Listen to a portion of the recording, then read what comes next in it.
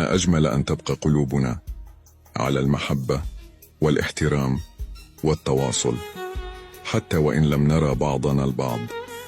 والأجمل عندما ندعو لكم وتدعون لنا بقلب خالص.